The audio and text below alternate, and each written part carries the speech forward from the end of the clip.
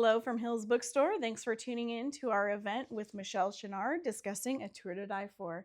Please like and subscribe our channel for future events. And if you're still interested in picking up a copy of this book, we have several signed copies still available in store.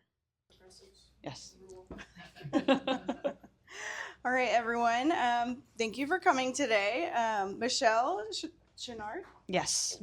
Has written 8 previous USA Today and Publisher Weekly best-selling mysteries under a sort of different name. Yes. She has a PhD in developmental psychology from Stanford University and was one of UC Merced's founding faculty members. I was. Michelle enjoys caffeine in all forms, amateur genealogy, baking, and anything to do with Halloween or the zombie apocalypse. Let's give Michelle a round of applause. Thanks for coming. Thank you for having me. Yeah, and in case you guys missed it, Michelle now has another USA best-selling book, A Tour to Die For. And thank you guys helped make that happen by letting people know about the book and having events like this. So thank you very much. Thank you for writing it. It was so fun. All right. So we'll start with just a little recap for book 1. We won't do, hopefully, any major spoilers. So in book 1, Capri Sanzio. Yeah. Works to clear her and her daughter's name during a murder investigation that involved her mother-in-law and Overkill Bill, copycat killer. And Overkill Bill was believed to be her grandfather. Capri also owns a pretty awesome company called SF Crime Tours. Loved that so much. So with that, I just wanted to ask you, like, where did the idea of SF Crime Tours come from? And are you going to make that happen for us? Because we deserve that. I agree. You deserve it. The world deserves it. So what happened was, this was during the pandemic. I was with my cat at the vet, but I had to wait in the car because, at the pandemic. And she was in there for a good 4 hours. So I was doing what I do, which was listening to true crime podcasts. And one had recently dropped about the Doodler, who, if you don't know, is a San Francisco serial killer who has not yet, unfortunately, been caught, and is most likely still alive. And the SFPD had upped the reward for information. And so I'm listening to this, and I'm hearing about places that I know and that I couldn't go to, and I was deeply resentful because I couldn't go to it because of the pandemic. And so I was like, when this opens, I'm going to all these places. I'm going to do like a tour, and somebody should do like a serial killer guide tour. Yeah. And then I realized that it probably wouldn't be the best tour because it's disparate places, but that would be a really interesting person who would give tours like that. Yeah. So my brain started thinking about, well, who would do that? Who would be fascinated enough with true crime that they would give tours like that? And I thought, well, somebody who, my friend Lori back there, she would, somebody who was related to a serial killer, supposedly, whose grandfather was one, and who has always believed that he was innocent because he always said he did. She would, have this interest that was sublimated into learning about all of these cool things. So that's where it came from, and I decided I had to write that book. That's awesome. That's such a cool concept. Oh, part 2. Does it exist? Not really, but so Left Coast Crime is a conference, and it's going to be in San Francisco in February, and all readers, writers, for anybody who wants to come. My author event at this conference will be a little tour of downtown San Francisco, trying to channel Capri. So if anybody wants it, and it'll be free, so come and hang out with me, and I will take you around and tell you all the things I think I know. It's like your proof of concept for your next big business. It's gonna be great. You know what? I got to tell you, I could not do that. I could not be a tour guide. Like Capri, I'm going to go out and try my best, but Capri has skills I do not have. So I don't think the closest I've come is I've started on my Substack. I have a feature where I look at the sites from the books, and I do a blog post so that people can see pictures where I'm like, I think this is where the body would have been dumped, and it's actually there's a really funny, I think it's funny, a video of me at Coit Tower, which is where the first Overkill Bill victim was found. And so I'm walking around and there were like kids and things there. And so I'm trying not to say, this is where they found the body, right? So I'm like, this is where Bill did the things that he did, I think maybe right here. So if you want to experience that, go check out that video. I love that. So you had mentioned you were listening to true crime podcasts. What are your favorite or top true crime podcasts? Oh gosh, it's hard to pick. Right now, I would think, and of course, my mind blanks right when I want it. So there's one that features Paul Holes, and he basically Paul Holes is an investigator. He's actually the guy who caught the Golden State Killer. He did a lot of work that kept that alive, and he actually wrote a book not too long ago. Oh, Lori, could you Google the name of the book and the name of the podcast for me? Paul Holes Podcast. Holes.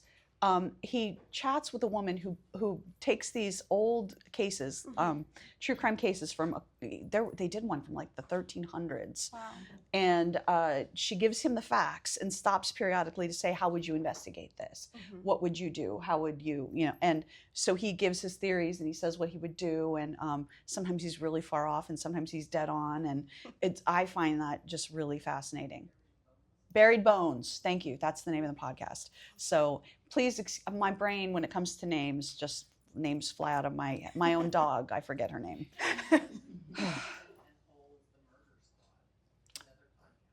It's which? It's called Jensen and Holes, the Murder Squad. That one I have not. Now I'm going to have to check that one out. All right. Something to listen to on your way home. Yes.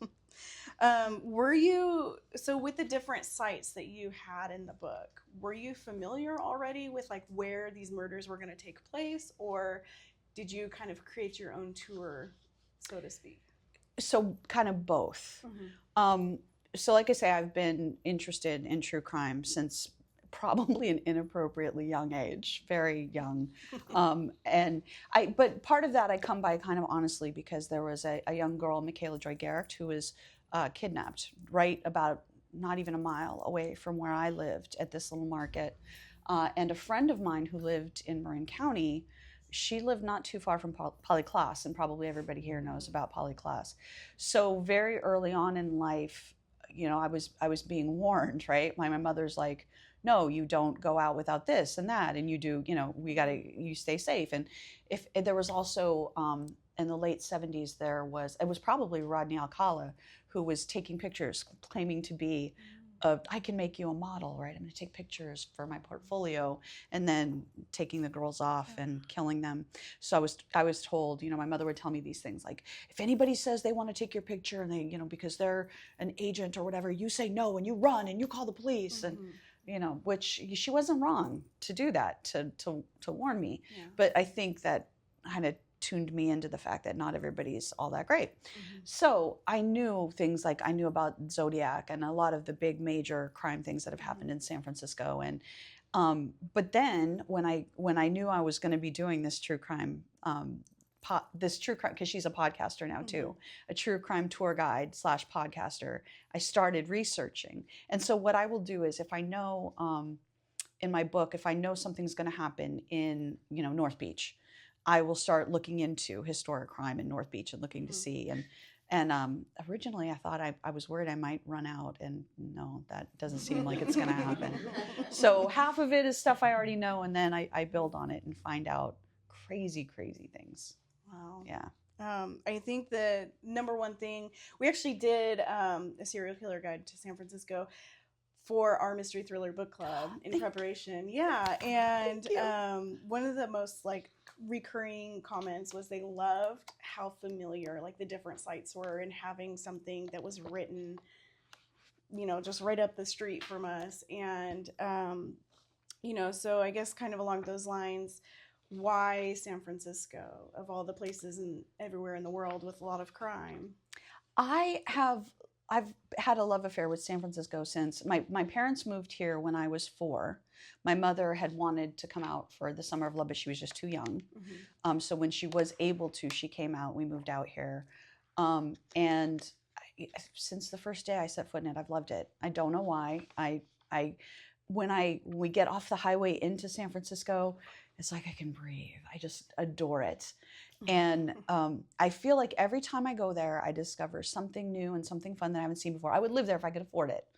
But, squad goals, I guess. But yeah, right now, no. And so it basically gives me an excuse to go hang out there, to take walking tours. I love taking walking tours. SF City Guide Tours gives amazing free tours. If you're in San Francisco, they have a whole bunch. They do some online ones. And they are historians who know their stuff. They're amazing. So give me an excuse to go in and take one of these tours, and I will happily do it. There's actually kind of a funny story. So my first book, I have 2 series. One is a police procedural, and the first book in that one is called The Dancing Girls. And that series is set in Western Massachusetts. And ironically, the reason that it's set in Western Massachusetts, which is where my family's from, and I go back and visit there, the reason that it's set there is because I thought The Dancing Girls was going to be a standalone. And it was a traveling serial killer who kills all over the country. And I wanted the last final kill to be in San Francisco. But that meant that he had to start somewhere else, and my detective had to be somewhere else. And then, of course, when the editor who wanted to acquire the book said, well, you want this to be a series, right? My answer was, of course, absolutely, 100%. But so I wrote, for 8 books, I wrote in Western Massachusetts. Wow. And now I feel like all of this pent up desire to write about San Francisco gets to come out. So I loved, you had mentioned how there's currently a tour who does like online tours too. And I loved how you did the Zoom tours in book 1. And I think that it's going to be one of those things like taking your shoes off at the airport, where years from now, people are going to read it and be like, well, why? Why would you do a Zoom tour? It's like, because we had no choice. It was like this pandemic era of we really couldn't do a whole lot. Sometimes we could, sometimes we couldn't. The rules are always changing. And so I just thought that was like, it was just one of those like, oh, that's kind of unique and awesome to be able to see that. And I did, during the pandemic, I did a bunch of San Francisco online tours. And it actually gives you freedom to do things that you couldn't do on a normal walking tour where you have like kind of a 2-mile radius. So they did one about the Paris of the Pacific that talked about the influence on the French who had come over to help settle San Francisco, and how it impacted so many things. And so they were able to do a lot of things like that that encompassed all of the city. And I also, I took about, at least 20 tours of New York. New York City. They did a bunch of online tours. My favorite was one that they did where they took you on subway lines. And so that at every stop on the subway, as you're going, doing the virtual stops, they'd tell you what was around the area and all the cool things about it. And like, if I'm giving my age away, but if like J-Lo's on the 6, right? So the first one I had was like, I got to take this tour. And it was super cool. So I actually hope that they don't go fully away. Like, of course, seeing a place with your own eyes and smelling the smells and hearing the sounds is always the best, but I hope that there always will continue to be these bigger ones. And if I have to do it myself, maybe that's something I can do. Well, it's definitely the safest way to ride the subway in New York is through the Zoom tour. That's fair. Yeah. Or BART, let's be honest, or the subway in San Francisco too. So.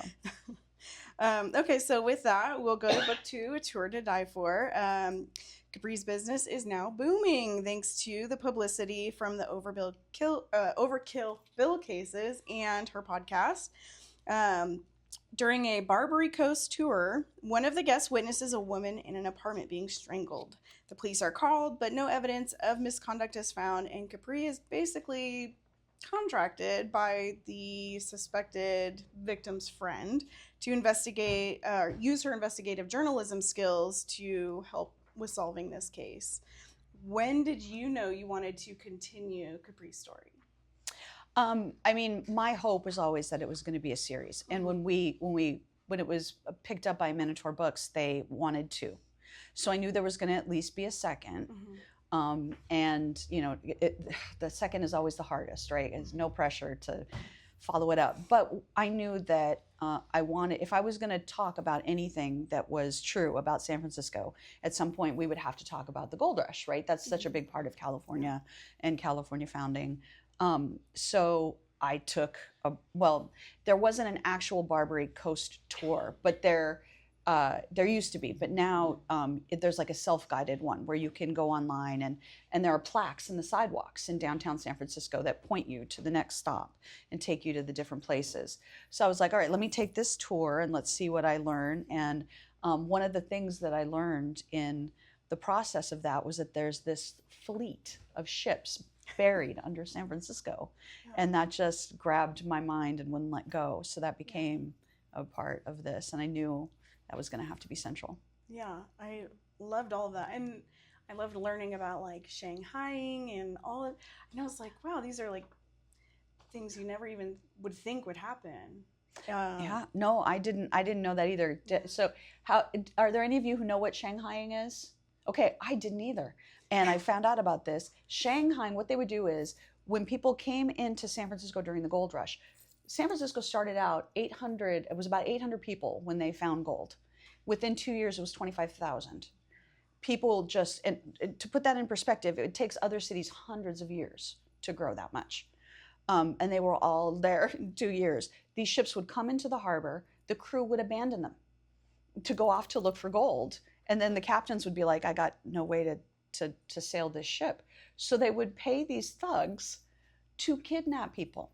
So guys would go into like saloons, various places, but there's one that still exists today, the Old Ship Saloon, would go into these saloons, get a drink, and they'd eyeball them and look to see who like might be able to sail a ship, put some opium in the drink to knock them out, and then, or sometimes just knock them over the head, drop them through a trap door, and then when they woke up, they were on a ship out to Shanghai, was one of the most common locations, and that was Shanghai. And San Francisco was the first place that happened. We originated it. Yay.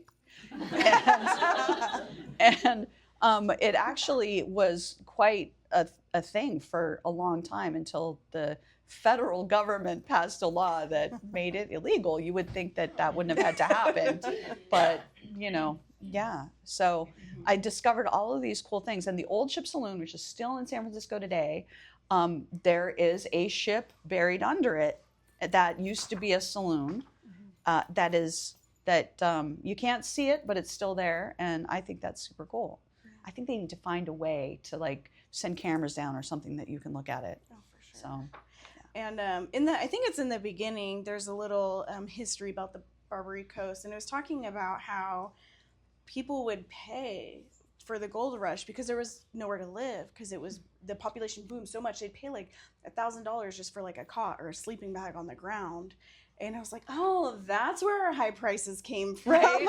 They just never went away. Yeah. Okay, so here's a funny story. We recently had this thing where eggs were super, they're not back to what they should have been, but they were really super. Okay, This is San Francisco tradition.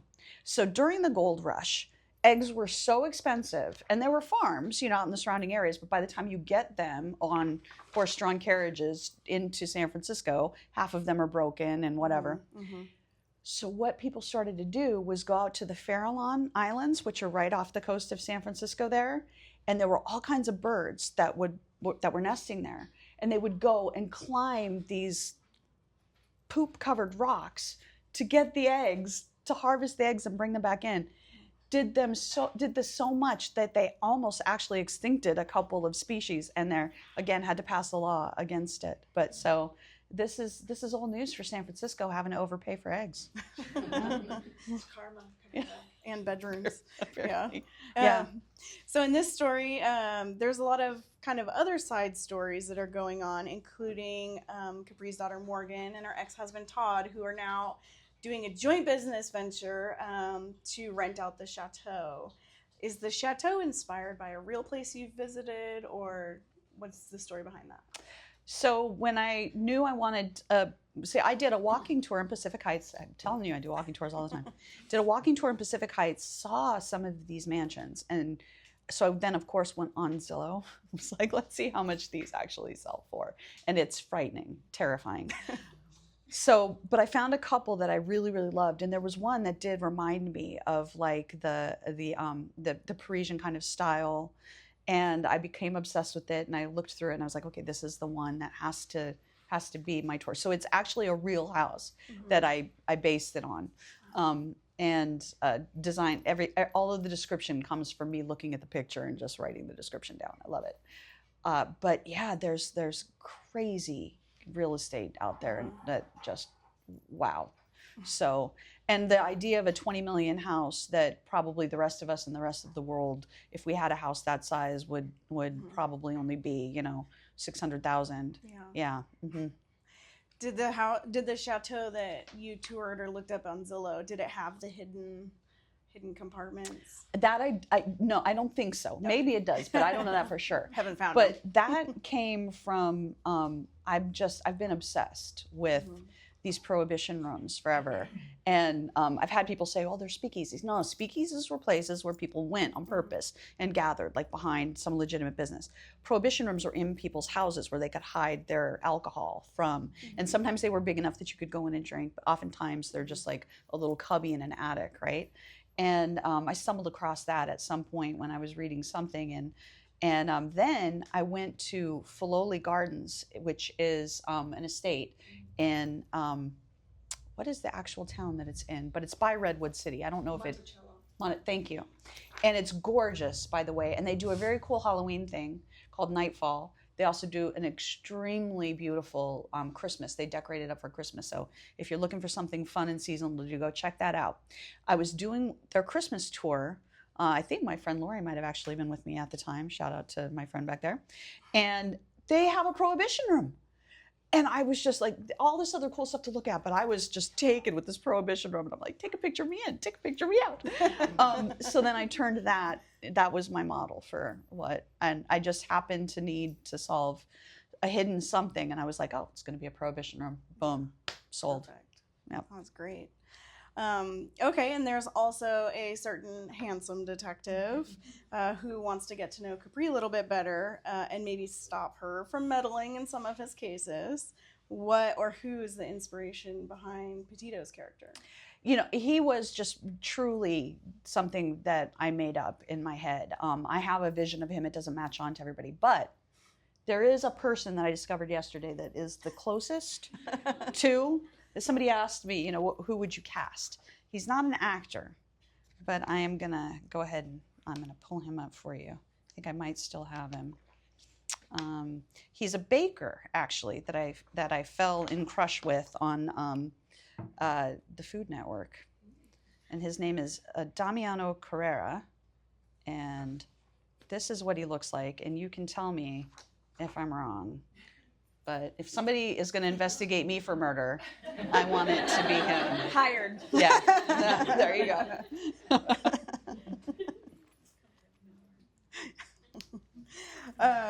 And Capri definitely pushes limits on these cases. There were some times where I was like, really? And she gets into some tricky and even dangerous situations, especially in the second book. The stakes felt like they got higher for sure. What was your thought process behind that?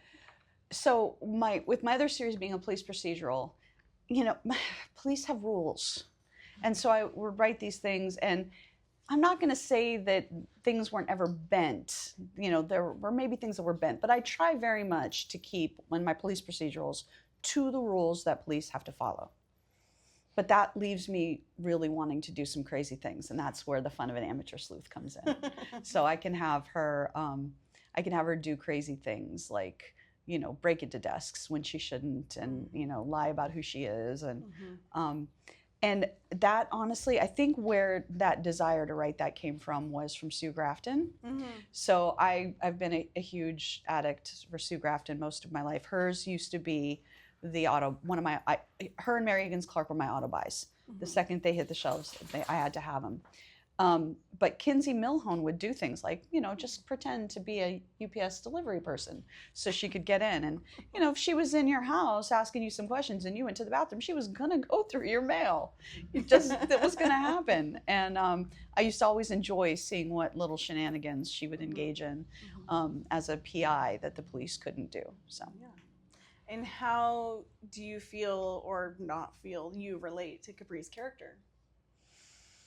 I mean, I think that there are lots of things that I love about Capri and that I relate to. That's one of the reasons why I wanted to write somebody who is approximately my age, right? Because there's lots of young people, and so I thought, well, let's have somebody whose kids are grown, or kid is grown, who's in this other stage of life, who's navigating all of these things as a middle-aged woman. Because there's lots of things that I that I have to say that maybe a younger person would not understand. I'm laughing because I just got done writing a scene about where Capri is talking about sort of the challenge, or the benefit of having. This might be a spoiler. Oh well, if you've read A Tour to Die For, it's not a spoiler. The benefits of having your children out of the house so that you can do whatever you want, we'll say, wherever you want in your house. But so they're just things about being an older woman that I wanted to celebrate. And I think I relate to that. I think that Capri also allowed me to get my sense of humor out a little bit more than I was able to do in those darker books. I did have a character in those books. Her name was Lopez, that I was able to, she's crazy and loves zombies, and so she channeled that part of me. But between Capri and Heather, I can get out all of my other crazy impulses. Love Heather. So. Awesome. Yeah, and it's funny that you say that, because our store is known, or becoming known, for our little red room of romance. I don't know if you saw that. I love it. Yes. I was saying you would never get me out of here if I lived in Hollister. I would be in there all the time. By all means, it's cheaper. And so when I was reading this book for the first time, thank you to your publicist for sending an ARC, and I'm going through it, and I look at my husband and I go, oh, this book is spicy. Spicy. Okay, so somebody gave me 3 chili peppers out of 5, and I was kind of surprised by that. I would have thought 2. Because when this series was contracted, it was contracted as Amateur Sleuth. I've noticed that a lot of people call it a cozy, and I don't care. You call it whatever you want to, whatever you think it is. And I hope I give cozy vibes, because I like cozy vibes. But you will get swearing. You will get a little bit of sex. It is a bigger city setting. You will get a little bit more gore. So I just hate it, if somebody doesn't like those things and they think it's a cozy, I want them, hopefully the covers make it a little bit more clear. Yeah. But my Katrina McPherson, who does the Scott on the Rocks series, she calls hers, because they are kind of similar in those regards, she calls hers fosies, like F-A-U-X for fake fosy. So I like that. So mine are fosies, I think. Yeah. And then, so with all the different characters and the different lines, and there's even this like grander scheme going on, how do you keep everything organized? One is I work in a program called Scrivener. And if I had to do in a Word doc, there was just no way. Some authors do, though, and wow. But in Scrivener, it breaks things down by like scene, and I can play around, and I color code.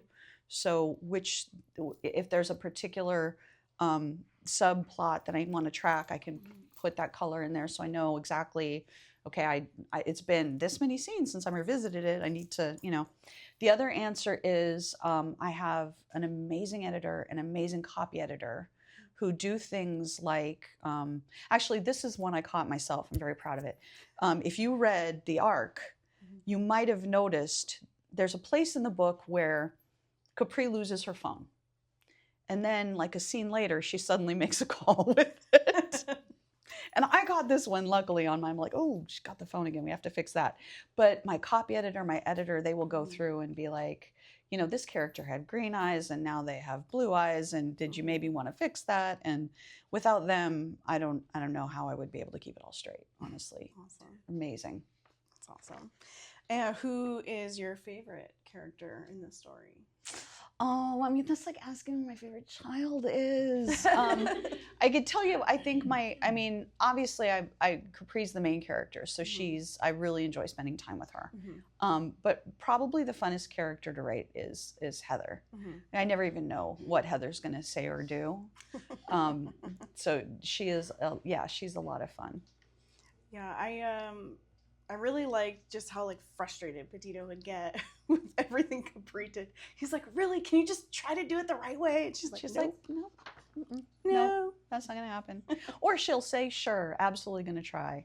Because sometimes she does do things that she then realizes, oh, wait, there's a reason why I shouldn't have done it that way. So she is kind of learning as she goes, you know, but yeah. That's fun. That's fun to write as well. So. And what are your personal writing rituals? What do you do to get in the zone? So to get in the zone, I think when you are lucky enough to have a book contract and have a publisher who wants to publish your books, what comes along with that are deadlines. So, you know, back in the day, I might be able to just kind of wait until I felt like, now it is a business and it has to be treated as such. So every day I sit down and I write. And I think that what I normally do is my husband he works, it varies, but most of the time swing shift. So we do the things we need to do, then he goes off to work, I start writing. When he comes home, I'll stop, or writing relating business as well.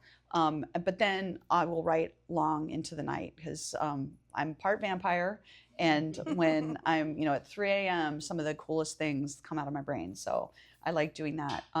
But yeah, some days when I'm writing, I like to quote Neil Gaiman because he said it in a way which was really perfect. He says, when I write, there are some days when it is like pulling teeth and every word I write is crap.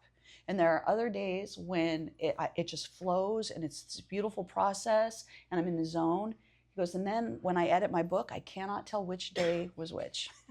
So that's just your head messing with you, I think. Yeah. And you just got to plow through and ignore it. Okay.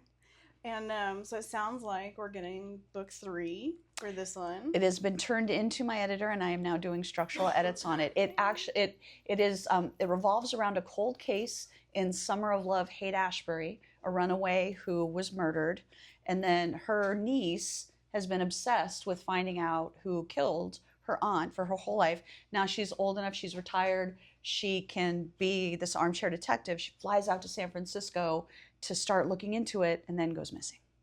Oh. And that's where Capri comes in and does her thing. Yeah. Sold. And when did you know that you wanted to write? I know you have a PhD, you've been a teacher. When did you shift? I wanted to write. I've wanted to write since I was a little girl. One of my guilty admissions that I will admit is I wrote fan fiction for Hogan's Heroes as a child. Yeah, yeah. Don't ask me why Hogan's Heroes as opposed to something else, but I have a writer friend, Gigi Pandian, who wrote Scooby-Doo fan fiction, and that makes much more sense, you know, to do the mysteries. Yeah, but the fact is, and my mother, and she's absolutely right, warned me that there isn't a whole lot of money to be made as a writer. We don't, in this culture, I'm going to go on my little soapbox here for a minute, we don't respect our authors as much as we should, or our artists across the board. And that's one of the reasons why I'm so grateful to you guys for having me out here today and for doing what you do. You guys were just telling me that it's been 27 years since the Hollister community had a bookstore, and that's just ridiculous and unacceptable. So thank you so much for respecting this art form and helping us to keep it alive. So there wasn't a whole lot of money to be made. So she told me I have a backup. And I trained, I've always loved psychology. I've always been interested in why some people do things like turn into serial killers. So I went into developmental psychology, got my degree, thought I was going to be an academic for a while, was a professor at UC Merced while my husband was working in San Francisco. That was 8 years. That was very difficult. And it got to a point where I just realized, first of all, I'm not good at academic politics. That is never my thing. You may have noticed that I'm maybe a little too honest. Stuff comes out of my mouth. And when I do remember to shut my mouth, it's all over my face. So I just was not good at that. And then living apart for as long as we did was hard. So I looked at him one day and I said, I'd been writing as my hobby at nighttime, right, for stress relief. And I said, I think I'd really like to try to be a writer. How do you feel about that? I could come back and live back out in the Bay Area, and we could actually have a relationship again, these kinds of things. And he was awesome enough to say, yeah, let's try it. And so I gave myself 5 years to get a publishing contract, and it was almost to the day that I got my first book contract. So, yay, supportive spouses. Yes, my spouse also. I was like, hey, babe, do you want to quit your job and run a bookstore? And he's like, okay. Yes.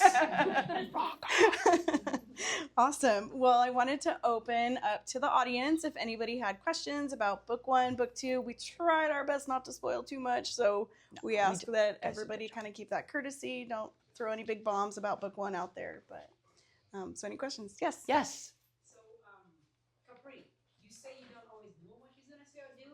How does that work? I mean, it's in your head, right? It's like somewhere in there, or you see something. I always ask that about authors because they say, I don't know what she's gonna do, but somewhere in there, there must be something. How do you come up with that? So Heather's really the unpredictable one. I usually have a better handle on Capri, but she also does not pay attention to what I tell her sometimes.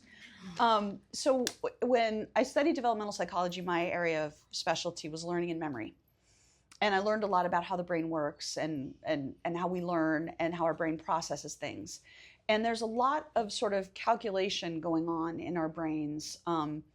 I would argue it's neural weights sort of recalibrating. Who knows? I don't know exactly. But there's a lot of stuff that your brain does. Like when you sleep, that's why sleep is so important. It's consolidating information. So I think I've got this plan for the book, and I go to sleep. I have the nerve to go to sleep. And that's when they get into their little shenanigans up there. And then I start the next scene, and they're like, oh, no, I'm going to do this. And I'm like, oh, man, of course you are. Of course. That is perfect. Yeah, my brain does a lot of the work for me when I'm not paying attention. So, Yeah. So they disobey you quite often?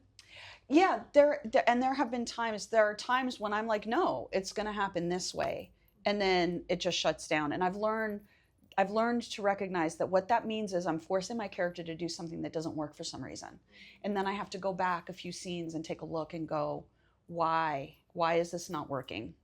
And then once I realize and I figure out what the problem is and I get back on track, then it starts flowing again. So I think that's sort of another reason that writers will get writer block sometime is when we're not really doing what we need to be doing for this story. So. Have you suffered writer's block? And if so? I don't believe in writer's block, which sounds really ridiculous, but because I believe in sitting down in the chair and writing my 1,000 words. Mm-hmm. And if that takes me 4 hours, that's great. If it takes me 12 hours, then oh well. So I pound through it. And there are days when I will be writing and I will be saying out loud to myself, oh, this is crap. This is awful. This is so bad. But what I found is usually after I do that for 15, 20 minutes, sometimes a half an hour, sometimes a little longer, mm-hmm. it starts coming. Mm-hmm. And it's fear. It's the fear in my head that's telling me, oh, sure, you wrote these other books, but now you're done. You can't do this again. What are you thinking? Well, this is stupid. Nobody's going to want to read this. And I have to shut those voices, like Capri in book 2, that imposter syndrome I identify with very much. Mm-hmm. I have to learn how to say, no, you don't get to, no, sorry, go away. You don't get to tell me that. And then it starts coming. Awesome. Yeah. Do you write for us or do you write for yourself? I write for both. So I don't want to write something that I don't want to write.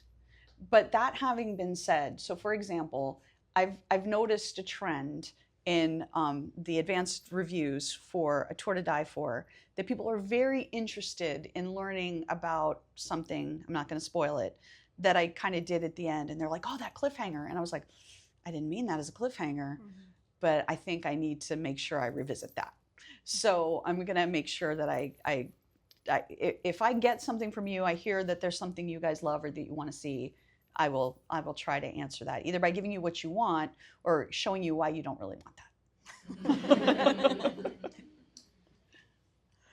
All right. Any other questions? So you didn't intentionally build in an Easter egg, per se, in something? Oh, for sure I do. I will go back. See, I try to write linearly my first time through. Although book 3 was all over the place. It was the first time that ever happened to me. But generally speaking, I go through and I don't go back until I know, because I figure things out usually. By the end, something has changed. Somebody has done something that I didn't expect them to do or whatever. Then I go back and fix it. The cool part about that is then I get to put in things. And another Neil Gaiman quote, he says, writing a first draft is like driving through the fog where you can only see so far in front of you. Because then when you revise, you get to go back and show everybody how clever you were all along, making you think you knew where you were going. So, yeah. And then I think back there we had another one. Somebody asked and you kind of answered, because I was trying to figure out if you start off with an idea of, okay, this is where they're going to end up, and then you build up to that, and you just break up and just start typing, and it takes you somewhere. So when I first started writing, actually, we call that pantsing, when you write by the seat of your pants, when you have no idea what you're going to do. And my first couple of books were like that. I didn't know. I found that I work better if I at least have some, I call it a roadmap. So I need to know like at least 10 big beats that are going to happen. I always know who my killer is and I know why they killed. That's super important. And then of course I know who my protagonist is and I know my victim.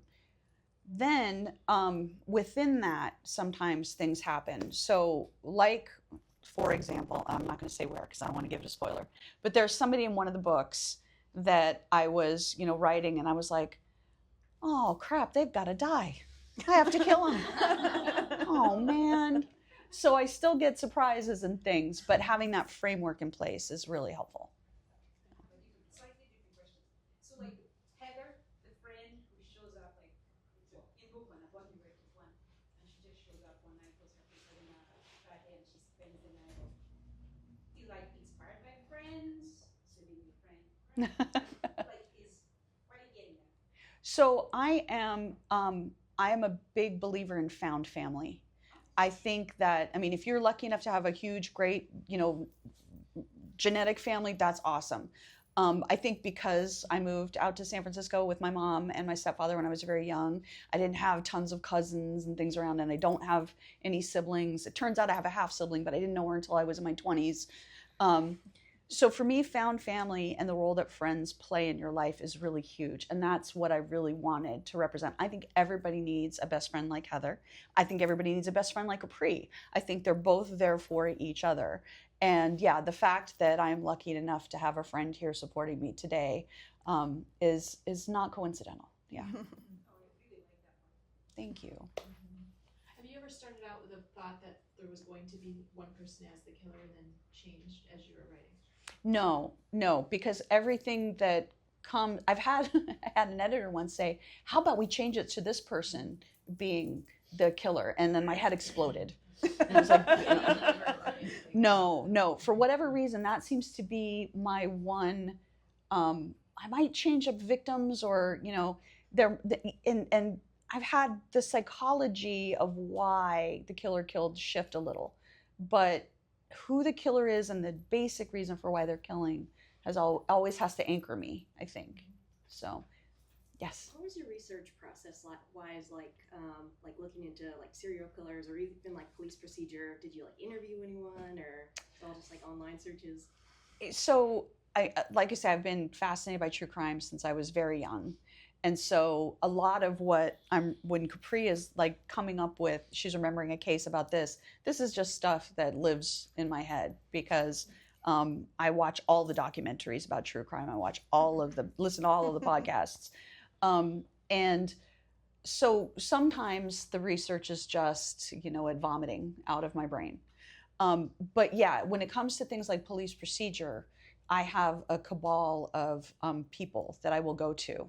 And I will say, am I doing this right? How would you do that? There's, even the names of my own book. I'm trying to remember which title. I think it was What They Saw. There's a missing girl. And I was lucky enough to know somebody who was actually on search and rescue in Western Massachusetts. And he walked me through everything that they would do in a case like this. And so I was able to reflect that really well. I had a teacher in grade school who taught me, in high school who taught me, knowing things is not the most important thing. Knowing where to find out things is the most important thing. And so I love hunting down experts. I also had one where I needed to set a house on fire. And I had been lucky enough to acquire a fire marshal who read my books along the way. And so I was like, all right, tell me how to do this. And he was like, all right, come here. He told me things I probably shouldn't known at all. And actually, if there's any mystery writers, or even if you just want to come check this out, on the 18th, October 18th, we're going to have a Zoom presentation of a detective, a Marin County homicide detective is going to come and answer questions from my Mystery Writers of America chapter for any writers who have questions about procedure and all that kind of stuff. So yeah, I think experts are hugely important to what we do well. If we do it well, it's their fault. If we do it poorly, it's because we didn't listen well enough. Yeah. Awesome. Anyone else? Yes. What is one of your favorite books? And also you mentioned you like documentaries, so both. So, okay, one of my very favorite books ever of all time is Agatha Christie's Murder of Roger Ackroyd. I'm not going to spoil it, but I think I realized what crime fiction writing could be when I read this, and I think I was like 12 when I read it. But when I got to the twist, I just, like, the book was open in my lap, and I just stared out, and possibilities were flooding through my head, and just, it was amazing. And between that and the twist in The Sixth Sense, I knew I wanted to write something that would make people gasp when they got to the twist. And I hope I did that with The Dancing Girls. The twist in that, I've had people like go, oh my God, I didn't see that coming. So if you like a good twist, I would say check that out. Documentary, what I'm going to say is right now I have, my world was just blown apart by the Karen Reed documentary. So do any of you guys know who Karen Reed is? This is a woman in Massachusetts who was accused of murdering her boyfriend by backing up into him and hitting her with her car, excuse me. In my opinion, and apparently in the opinion of 2 juries, she did not do this. She has been found not guilty because there's, just inconvenient things like there are clear dog attack marks on this guy's arm. And so if you're looking for a fun watch, I believe that is on Netflix, but check that out. I think it's The Body in the Snow or something like that. So if you Google In the Snow and Karen Reed, you'll find it. I have spent so much of my life now, because I stumbled on this when her second trial was still in progress. Grabbed my husband and was like, you're listening to this with me. We spent hours listening to lawyer podcasts who are analyzing the case. And it's just amazing. If you want to look at the justice system and be terrified by our justice system, but also find faith, because there were a few cops who showed up and did the right thing and told the truth. But when I went into this, I initially thought, oh, she's probably guilty. By the time I was done the documentary, I was like, huh. By the time I had watched the trial, I was like, not only is she not guilty, but there are some corrupt people out there that are trying to frame her. And now there's a civil case that's about to start, I think, hopefully next year sometime, maybe 2027, where they're going to hopefully make an argument for actually looking at the people that did all of this and saying maybe we should be looking at what these people did and why they did it. So yeah, if you've got, just countless hours to go down a rabbit hole, check that out. But I will say, to bring it back to sort of the question of research and things like that, one of the things that pulled me in about this case is, I don't know if you guys know how much data your phones and your cars are recording about you. Like her car, they were able to access data about exactly when she turned and how far she went. And your phone, they can even look at, like, one of the reasons I am convinced she's innocent and the jury was convinced she was innocent is because his phone only got so cold. And if it had been laying in the snow, it would have gotten much colder.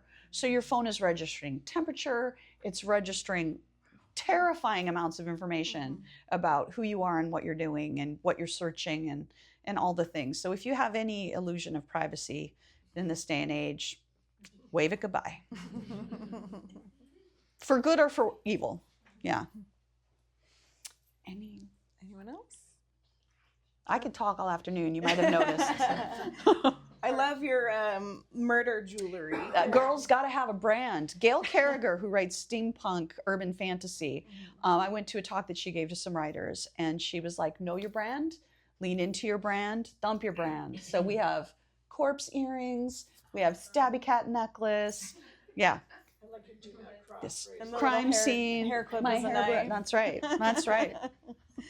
I love So all of are it. you in the book at all? I mean, pieces of you.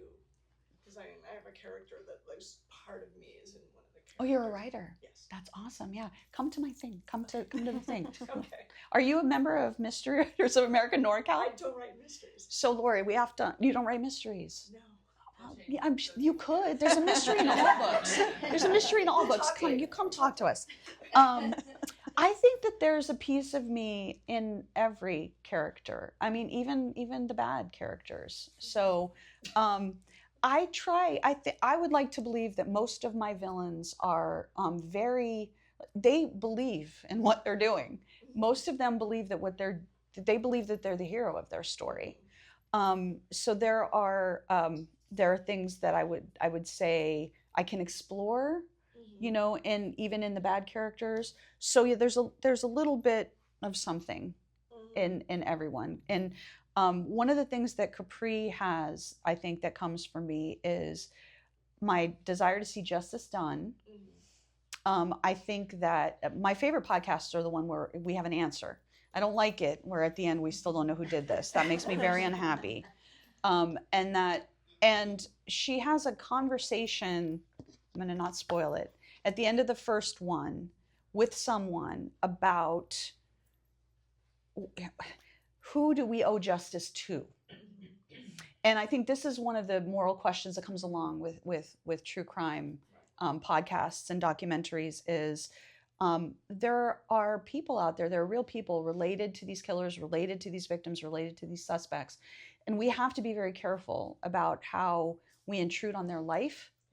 And we always have to keep in mind, who are we finding justice for? What is the good that we're doing with this? And that, I think, really needs to be the guiding principle of true crime. I think for the most part, most people do it very respectfully, but that is in Capri, I think. Yeah. Do you only read mystery thriller books, or what genre do you lean into? It's my favorite for sure, but I read all kinds of things. Like one of my favorite books, when I'm asked, one of my favorite books is Ken Follett's Pillars of the Earth, right? Which is sort of historical literary fiction, and he went on to do others, but I literally wore my copy of that book out, and I'm glad that I now have a Kindle because it won't wear out again. Another of my favorites is Hitchhiker's Guide to the Galaxy. Douglas Adams, anything Douglas Adams wrote, I love. So yeah, I read all the things. I actually have a mystery. One of my first mysteries I wrote that's sitting on my shelf, maybe someday will come back out, is an urban fantasy about a woman who finds an enchanted tarot deck that opens up a portal, and she goes in and meets with the sages to help her solve these crimes. So I love all genres. I'll read almost anything. Love that. So awesome.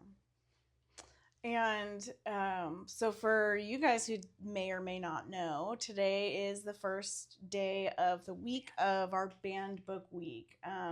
So many people may or may not know banned books are any books that are really challenged or removed from public schools, public libraries, to limit access to children because somebody in some government situation has decided that we should restrict what our kids are allowed to read. And so I just wanted to get your thoughts on book banning and I mean, luckily we don't have I'm much all for here. it. All books should be banned. It's awful. You know, I mean, I think one of the principles that I was raised with as an American is that I may not agree with your opinion, but I will fight to the death for your right to express it. And books are opinions in some form or another. And the idea of taking something that someone created as art and saying this isn't acceptable, that's just censorship. And it's I am of the opinion that unless there's something literally dangerous about it, like it's telling you to go out and murder someone, that we're allowed to have whatever opinions we want and to put them down in writing. I was stunned when I was back there at your display to see that The Giving Tree Yes. is a banned book. That is the single most like shocking. Anytime I walk by, I hear someone every day say the Giving Tree. And that's Um, what happens when we start letting people make these kinds of decisions and saying, no, you don't get to read this, you don't get to read that. Where's the line and who gets to decide where that line is? It's dangerous. Yeah. Exactly. But I don't have any strong feelings about that. You know, and I worked at Barnes and Noble for 3.5 years, and that was part of why, you know, you always fall in love with books.